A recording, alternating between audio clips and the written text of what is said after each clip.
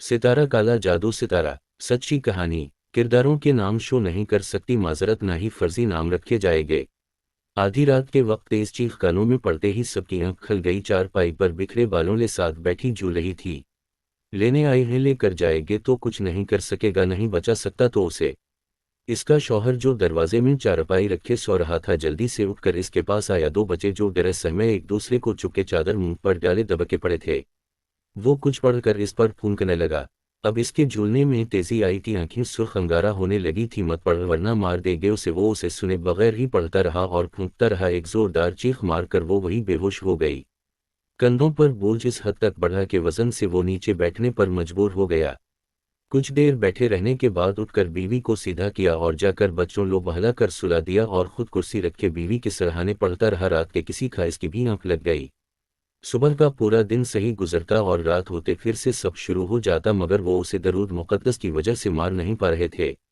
अगली सुबह तक सब ठीक रिया। किसी ने इसे दरगाह का बताया कि यहाँ जाओ, एक आदमी है हाफिज बुलाते सब उसे। इस दरगाह पर जो सायादार दरख्त है इसके नीचे बैठा होगा, इससे जाकर मेरा नाम कहना, तुम्हारा काम हो जाएगा, तुम्हारी बीवी ठीक हो जाएगी। उसी दिन वो अपनी बीवी को लिए वहां जा पहुंचा। दरख्त के नीचे बैठे इस आदमी को सलाम किया जो साफ सुथरे सफ़ेद कपड़ों में मलबूस था। दोपहर का वक्त था। उसने सलाम का जवाब दिया और कहा, मियाँ नमाज का वक्त हो गया है, मैं पढ़ कर आता हूँ, फिर तुम्हारे मसले का हल करते हैं। तब तक उसे कहीं छोड़कर मत जाना, मैं आता हूँ। उसने हमें सर हिलाया और सोच में पड़ गया कि मैंने तो अभी कुछ बताया ही नहीं। वो आदमी नमाज पढ़ कर वापस आया और इसके पास आ बैठा। हाँ तो मियाँ अब बताओ, ठीक करना है क्या इसे? इसने हमें सर हिलाया। सब परेशान है, कुछ करें। काला जादू किया गया है इस पर, तुम्हारी मेहरबानी की वजह से अब तक बची हुई है ये मियाँ। जो कलाम तुम पढ़ते हो इसकी वजह से अब तक जिंदा है ये, वरना वो इसकी गर्दन कब के तोड़ चुके होते, क्योंकि इन्हें मारने के लिए ही भेजा जाता है। वो इसकी बीवी को देखते ही सब बताता जा रहा था। काम तो मुश्किल है मियाँ, कर लोगे? सब कर लूंगा, आप काम बताएं। ठीक है तो चलो। वो उसे थोड़ा आगे ले गया जहाँ दरगाह से उठी सवारियों के लिए रिक्शे वाले खड़े थे। इन्हें कहकर रिक्शे दायरे की शक्ल में खड़े करवा दे और खुद और उन दोनों मियाँ बीवी को भी उन रिक्शों के बने दायरे में आने को कहा। एक दायरा बनाया और इन्हें वहां बैठ जाने को कहा और खुद भी दायरा बनाए सामने बैठ गया। देखो मियाँ, अब तुमने उसे काबू में रखना है, भागने मत देना। अगर हाथ से निकल गई तो कभी नहीं मिलेगी। मेरी बीवी कमजोर सी थी जबकि मैं काफी सेहतमंद था।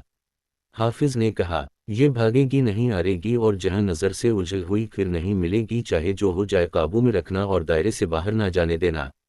अब वो अपनी बीवी के साथ बैठे बाजों का हिसार बनाए उसे मजबूती से पकड़े बैठा था। हाफिज ने पढ़ना शुरू किया। तेज हवा चलने लगी, मगर इन रिक्शों के बने दायरे के अंदर ही रिक्शे वाले सब लोग एक साइड पर हट चुके थे। उसके जिस्म में तपिश आग की तरह बढ़ने लगी। खुद को छुड़ाने के लिए हाथों की मदद से बाजों को खोलने लगी। इसके शौहर ने गिरफ्त और मजबूत कर ली। अब वो गराई थी, छोड़ दे मुझे, बाजों का जोर लगाए खुद को आज़ाद करने लगी। अब वो जमीन से 1 फीट ऊपर हवा में थी।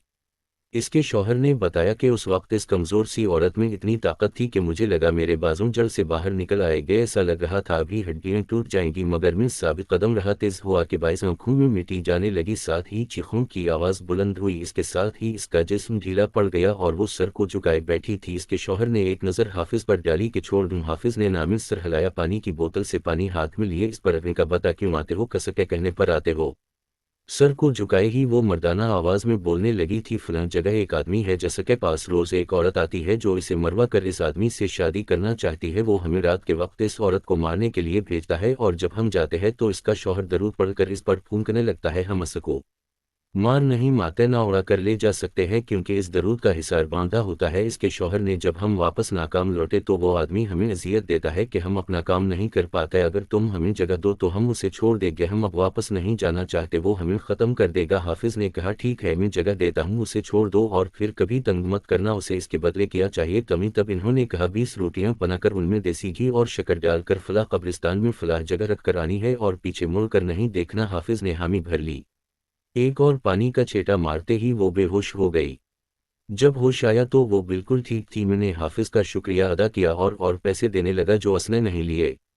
मियाँ ये तो काम है मेरा, मुश्किल में फंसे लोगों की मदद करना। हाँ, इस कब्रिस्तान में जब वो सदका रखने जाओ तो मुझे साथ ले जाना। अब मैं अपनी बीवी को लिए घर आ गया। आज का दिन और रात सुकून से गुजरी। कल सुबह ही शक्कर वाली रोटियां बनवा कर मैं अपनी सास को साथ लिए कब्रिस्तान की तरफ निकल पड़ा और मुझे ये भूल गया कि हाफिज ने बोला था मुझे साथ लेकर जाना। میری ساتھ روٹیاں پکڑے سائیکل پر پیچھے بیٹھی تھی۔ جیسے ہی قبرستان کے پاس پہنچے میری ساس نے کسی کو تھپڑ مارنے شروع کر دیے اور میں آواز صاف سن رہا تھا کہ کسی لو تھپڑ لگ رہے ہیں۔ جب میں نے پوچھا تو انہوں نے کہا کہ بندر ہے بہت سارے میرے ہاتھ سے روٹیاں لیتے ہیں، انہیں مار رہی ہوں۔ سائیکل بھی بہت وزنی ہوتی جا رہی تھی۔ میں نے کہا اماں روٹیاں پھینک دو اور پیچھے نہ دیکھنا۔ انہوں نے روٹیاں وہی پھینک دی اور میں نے سائیکل کو زور لگا کر بھگانا شروع کیا اور قبرستان کے دوسرے راستے سے باہر نکال لایا۔ تبھی میری ساس نے کہا مجھے لگ رہا میری ٹانگیں کسی نے کاٹ دی ہے۔ میں سمجھ گیا، فوراً سے سائیکل درگاہ کی طرف موڑ لی اور حافظ کے پاس انہیں اٹھا کر لے گیا۔ وہ چل نہیں پا رہی تھی۔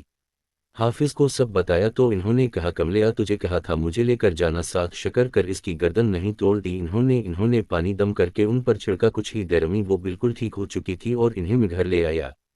اور اللہ کا شکر ہے اب سب ٹھیک ہے۔ میں واپس اس حافظ کے پاس گیا مگر وہ وہاں سے جا چکا تھا۔ کسی نے کہا وہ ایک جگہ نہیں رہتا، نہ جانے لوگ کیسے کسی پر کالا جادو کرواتے ہیں۔ آخرت میں کیا جواب دے گے؟ وہ عورت جو میری بیوی کو ماروانے کے لیے کالا جادو کرواتی رہی، اس کی موت میری بیوی سے 7 سال پہلے ہوئی۔ ایک دن اس نے خدا کر اپنے منہ سے قبول کیا کہ میں نے بہت کوشش کی اسے مروانے کی مگر یہ نہیں مری۔ زندگی اور موت تو اللہ کے ہاتھ ہے، وہ مری تو نہیں مگر اپنے جیتے جی بیماریوں میں گری رہی۔